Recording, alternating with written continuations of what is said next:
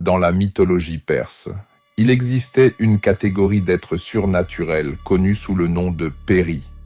Les péris n'étaient pas exactement des dieux, ni tout à fait des démons. Ils étaient décrits comme des êtres de lumière qui existaient entre le monde des humains et les cieux. Certaines traditions les présentaient comme beaux et bienveillants. D'autres les décrivaient comme dangereux, capables d'interagir avec les humains de manière mystérieuse. Dans certains récits, on disait que les péris emmenaient les humains dans d'autres royaumes, soit physiquement, soit spirituellement. Ils pouvaient apparaître soudainement, souvent la nuit. Ils pouvaient se déplacer dans le ciel et disparaître tout aussi rapidement. Dans plusieurs traditions populaires perses, les habitants de villages isolés en montagne racontaient avoir été visités dans leur sommeil par ces êtres lumineux. L'expérience suivait un schéma. Une personne se réveillait soudainement au milieu de la nuit, incapable de bouger. Elle ressentait une présence dans la pièce.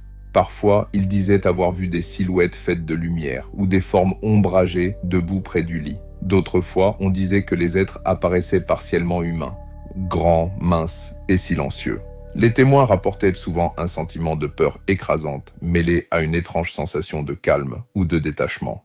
Puis quelque chose d'encore plus étrange se produisait. Ils croyaient que leur esprit était retiré de leur corps.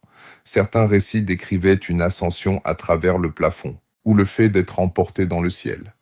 D'autres parlèrent de voyages à travers des paysages inconnus ou de passages dans des royaumes baignés de lumière éclatante. Finalement, la personne revenait dans son corps, se réveillant souvent à l'aube, épuisée, confuse et incapable d'expliquer pleinement ce qui s'était passé. Et dans une région déjà associée aux montagnes sacrées, aux dieux anciens, de telles histoires ne faisaient que renforcer la croyance que les cieux ne sont pas vides.